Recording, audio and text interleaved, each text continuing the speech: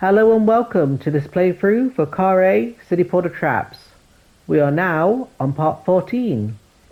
In our last video we got the fourth and final spell line needed for the North Gate, and we met Lord Shivner. I apologise for any time I called him Lord Shivner. And we're now on our way to the Ziggurat. It's time for us to carry on.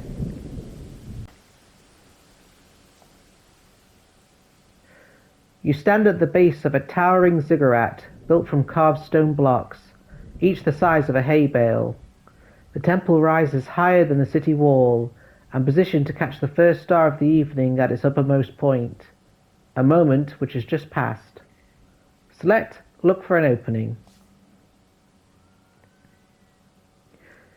You tilt your head back, looking for an opening, and finally make out one. A small black dot about a third of the way up, but even that is some climb. Select Climb Up.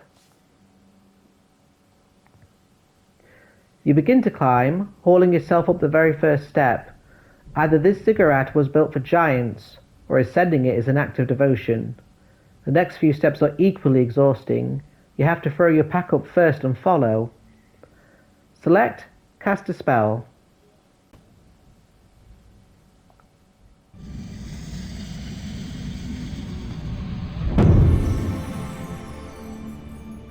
And the spell word to cast is Big.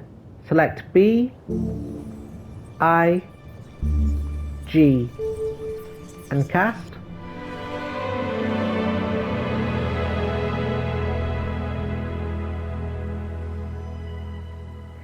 You cast a spell, swelling to 3 times your size.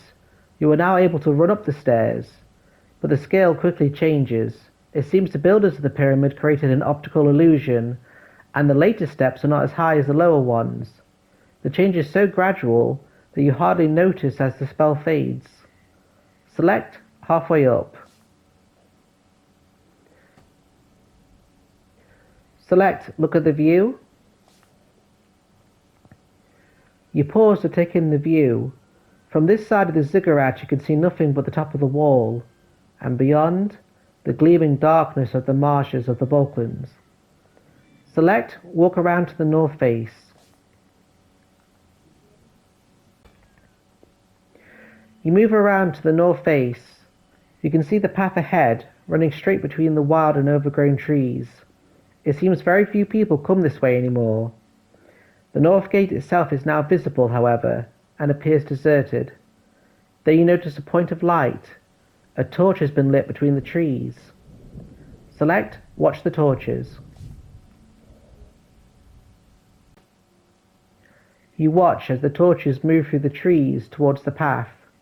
They are making slow progress, but they are moving towards the graveyard and presumably from there on into town. Select Climb Higher.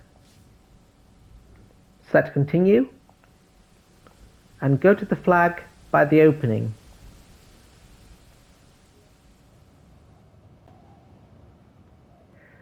You climb another 20 minutes up the steps until you are gasping and panting for breath once more, but finally you reach the dark opening that you saw from the base of the temple. Select Look in the Opening. Select Continue, and go to the flag, enter the temple.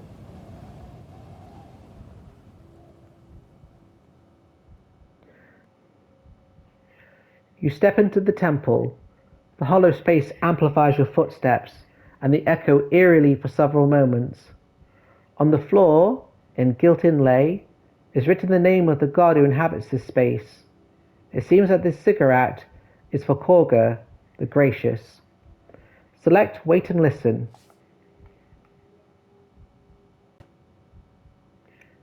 You wait for a few heartbeats to see if you have disturbed anything. Nothing happens, and then you catch the tail of a gigantic snake, slithering across the floor and disappearing into a crack in one wall. From the markings along its back, it looks highly poisonous. Select the option Drink My Snake Antidote. You dig up the antidote from your pack and knock it back. It tastes of cherries, but hopefully will protect you from the worst of the snake's venom. Then you draw your sword and approach. Pause the video here and continue once you've won the battle. You wipe your sword clean and wait for the violent echoes of the fight to fade away. Then you go further in. The sight of the shrine takes your breath away. The walls are decorated with brightly coloured murals depicting scenes from the religious mythology of Khare. Fine ornaments and precious metals are set into the alcoves around the pews, and rich woven tapestries cover every surface. A cunning trick of architecture catches the wind past the doorway and creates a constant ethereal humming, as though a crowd of monks sat in permanent meditation inside. Select Continue, and go to the flag further in.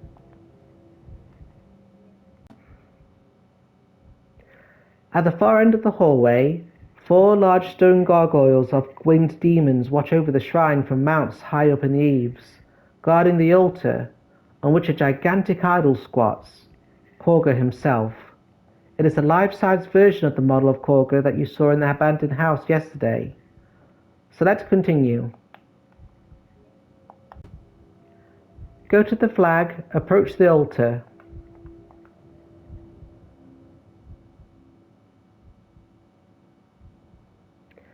You walk up towards the altar, across a richly patterned carpet, but something about it gives you pause. Its surface is decorated with wide symbols that seem too deliberate to be accidental. You remember what Flanker said, and decide to select Avoid the Circles. Select Continue, and go to the flag, the altar. You stand before the idol, a fat statue set with gems and curious pockmarked features. Above his head is a plaque that bears an inscription. Select Read it. It reads, "On Courga's face you kiss a cross, and finish with the lips. For answers to your questions you must err not, else he spits." You step nervously up the steps until you are below the great statue. You consider the idol. It is the same as the statuette that you found in the abandoned house, except that it has blue dots painted on its 2 eyes, its 3rd eye in the forehead, and on its lips. It's a good job we searched the abandoned house, because now we know the order in which to kiss the idol. Select Kiss the Idol, and select Kiss the idol's left eye. Then select the right eye. Then select the forehead. And finish with the lips. As you straighten once more, you see the idol's eyes flick open. A soft voice issues from its mouth. "Stranger, you are not of my faith, and yet you have completed my ritual. How can that be?" Select I have used my wits. The god laughs softly. "My brother Pashna is the god of thieves and tricksters, but you are in my temple today. I will answer 3 questions if you have questions to ask. You take a moment to think over everything you have learned, and not learned, about the North spell." You pause to think for a moment. You already know all of the spell lines, so it gives us some flexibility. Select How can I avoid the guards at the North Gate? Courga simply laughs. There are no guards at the North Gate. It has been sealed away by a spell for many years, and he awaits your next question. Select All my fate hold in the Balkans. The Balkans is a place of emptiness and desolation, but one that will be very dangerous to you. 7 enemies await you there. The god awaits your final question. Thinking to yourself that this is the last chance to check the spell, you decide to ask Courga if the spell is correct. Select Tell me the spell for the North Gate. "I cannot tell you the spell," Courga replies, after a long and mysterious pause. "Only the nobles of Khare know. Morlash, Shimva, Tita, and Lorag. But know this as well. You must also know the order of the lines to successfully open the gate. A great silence descends upon the room, and then the god speaks once more. Now, he intones, I have a question for you. You've completed my ritual. Do you wish to enter my worship? Select what sort of god are you? Courga seems to almost smile. I am the god of grace, he replies. There are few as generous as I. Have a pause for a moment because you've got a choice to make. For this walkthrough of the 4 games, you can pretty much select any god and you'll probably have a similar result at the end. However, I do recommend that you select Courga as your god for 2 big reasons. One is that he adds dialogue to some of your conversations later on, and 2, for this walkthrough, we're playing as mostly a good character, making choices that help and benefit people, so it only makes sense that your god is the god of grace. I recommend that you select I wish it. Assuming that you've selected I wish it, Courga continues. Very good. And there is a moment of quiet humming that rolls around the temple until it becomes almost too much to bear. Then a moment later, you feel the god's presence inside you. My aid comes with no price, but there is a condition. You must act graciously enough to receive it. A great sense of well-being floods your body. You turn and head out of the temple door. Select Continue, and go to the flag outside the temple.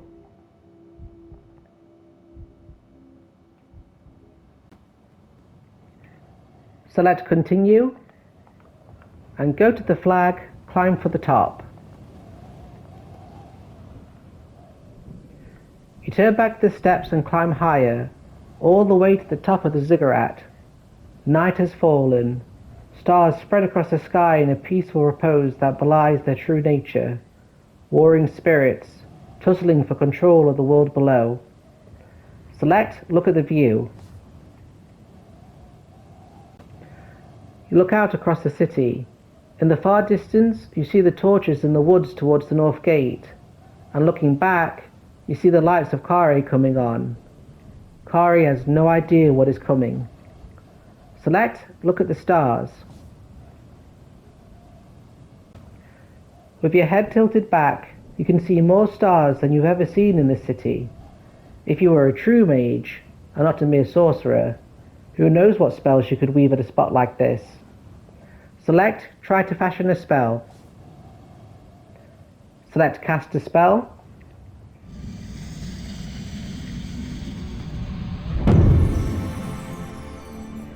And the spell we're going to cast is Tack. Select T, A, K, and cast.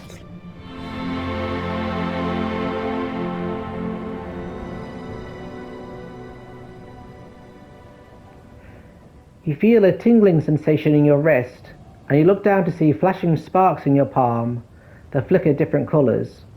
For a moment gold, then white, then black. Select Close my fist. Select Wait for the black sparks. And you close your fist tightly. The sparks are hot in your palm, but the pain fades quickly. And when you reopen your fist, you find you are now holding a wooden face mask of black wood. The sparks and the spell itself are gone. You have found one of the secret spells of the Temple of Courga. Select Go Down, and select Continue, and go to the flag by the opening.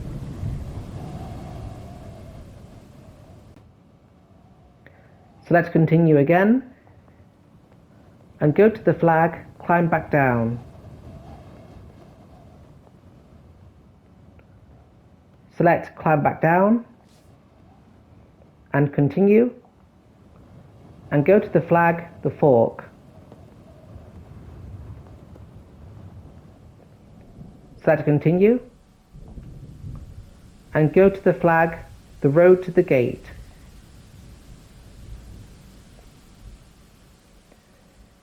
And that's going to do it for this video. I'll see you all next time.